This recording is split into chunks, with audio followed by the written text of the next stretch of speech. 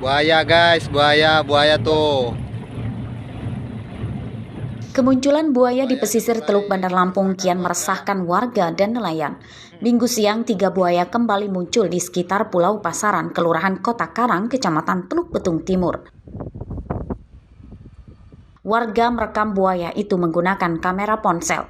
Buaya yang muncul panjangnya diperkirakan mencapai 3 meter. Menurut warga, buaya kerap muncul bersamaan dengan musim gelombang tinggi dan angin kencang. Sepanjang 2 bulan terakhir, buaya beberapa kali muncul di perairan Pulau Pasaran.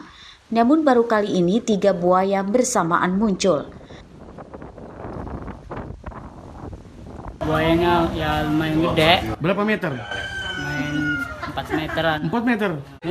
Muncul, Di laut. iya, di bagian tongkang situ. Tongkang situ di depan pulau ini ya. Bahaya nggak kalau menurut Bapak? Bahaya, ya bagusnya kalau ada ini mah ya ditangkap tapi jangan dibunuh lah. Oh gitu. Hujan, terus airnya pasang, muncul tuh. Berapa ekor, Bu? Ada 2 situ. Ada 2 ekor. Terus yang satu di situ besar, kalau di situ mah. Di situ maksudnya di mana, Bu? Jembatan ke sininya itu. Berapa meter, Bu? Ya, ada 3 meter mah. 3 meter. Dia mah. Kalau yang 2 itu sekitar 2 meter. Selain di pantai Pulau Pasaran, buaya kerap muncul di beberapa lokasi, seperti Sungai Gudang Agen, Kelurahan Pesawahan, Kecamatan Teluk Betung Selatan, dan perairan Dermaga Cungkeng, Kelurahan Kota Karang. Warga dan nelayan meminta petugas BKSDA atau pihak terkait segera menanganinya sebelum ada korban.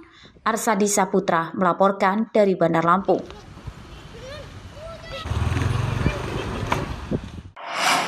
Dan ini adalah Siger, masjid menjadi pusat pembangunan proyek Bakauheni Harbor City yang digarap oleh pemerintah Provinsi Lampung bersama dengan PT ASDP Indonesia Ferry dan PT Hutama Karya terus dikebut dan ditargetkan selesai pada tahun 2025 mendatang. Harbor City diproyeksikan sebagai destinasi pariwisata andalan di Indonesia, layaknya Ancol di Jakarta Utara.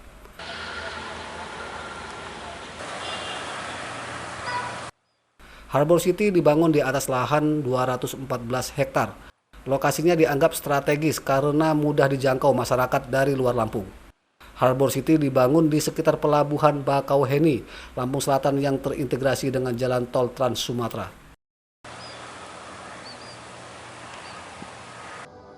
Pembangunan Harbor City diklaim mampu mendongkrak ekonomi tanah air dan membangkitkan geliat UMKM di Lampung. Ini dikatakan oleh Menteri BUMN Erick Thohir yang menanam pohon bakau di sekitar proyek Harbor City Kamis lalu. Kita atasi bagaimana Indonesia harus dihijaukan kembali untuk anak cucu kita, tetapi berkesinambungan dengan ekonomi masyarakat sekitarnya dan juga berkesinambungan tentunya dengan beberapa aset BUMN yang kebetulan kita ingin membangun sebagai kawasan wisata. Pemerintah menggelontorkan dana sekitar 1 triliun rupiah untuk membangun Harbor City Bakauheni. Pembangunan Harbor City tahap pertama mencakup pembangunan Masjid Raya Bakauheni yang dapat menampung lebih dari 2.000 jemaah. Kemudian pembangunan fasilitas pendukung kewirausahaan dan pusat UMKM, serta revitalisasi Taman Budaya Menara Siger. Aris Susanto melaporkan dari Lampung Selatan.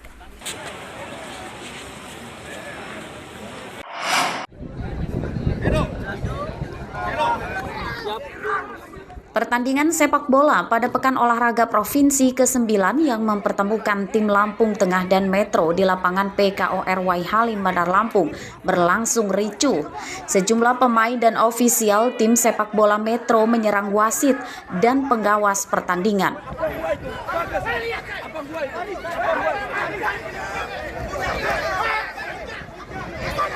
Kericuhan bermula saat salah satu pemain tim Metro dijegal lawan yang berbuntut tendangan bebas ke arah gawang Lampung Tengah. Keputusan wasit itu diprotes tim Metro yang menginginkan pemain Lampung Tengah diberi kartu merah. Pemain Metro yang protes malah diberi kartu merah karena melontarkan kata-kata kasar ke wasit. Kontingen tim sepak bola Metro. Keputusan kepada personal-personalnya yang melakukan pelanggaran itu nanti kan ada kesempatan dia banding, naik dia di komisi banding. Itu itu agak proses karena kan kita harus sidang dulu, bila perlu nanti videonya dilihat, bila perlu anaknya dipanggil, kasih pembelaan, itu panjang. Tapi kita upayakan cepat, selesai cepat. Akibat kericuan itu, pertandingan sepak bola yang mempertemukan tim Lampung Tengah dan Metro tidak dilanjutkan. Meski belum ada gol tercipta, namun tim sepak bola Metro diberi sanksi kalah pada pertandingan itu. Panitia Porprov berharap kericuan serupa tidak terulang lagi pada laga berikutnya. Seluruh tim sepak bola yang terlibat diminta bermain sportif. Jeffrey Arifin melaporkan dari Bandar Lampung.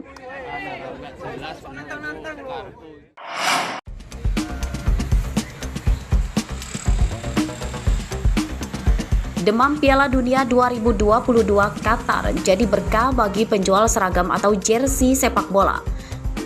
Sejak Piala Dunia bergulir pada 20 November 2022 lalu, omset penjualan seragam sepak bola meningkat hingga 70%.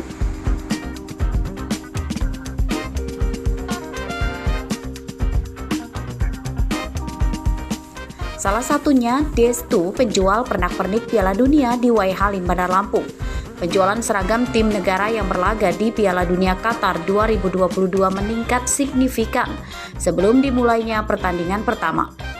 Penjualannya kian laris saat Piala Dunia masuk ke fase 16 besar. Para penggemar umumnya membeli kaos seragam tim negara yang lolos 16 besar, diantaranya Jepang, Korea Selatan, Brasil, dan Argentina. Kaos dijual Rp85.000 hingga Rp170.000 per kaos. Kalau dari seminggu sebelum kick off Piala Dunia memang udah mulai nanya orang jersey negara, cuman belum begitu ini sih untuk pelakunya. Cuman pelakunya mau H-1 itu yang mulai ngecos lah rame. Kalau untuk menjelang pembukaan kemarin Argentina paling banyak. Sekarang lari malah banyak nyari klub-klub kayak Jepang, Arab Saudi, tim Asia yang kejutan lah ngalahin Jepang.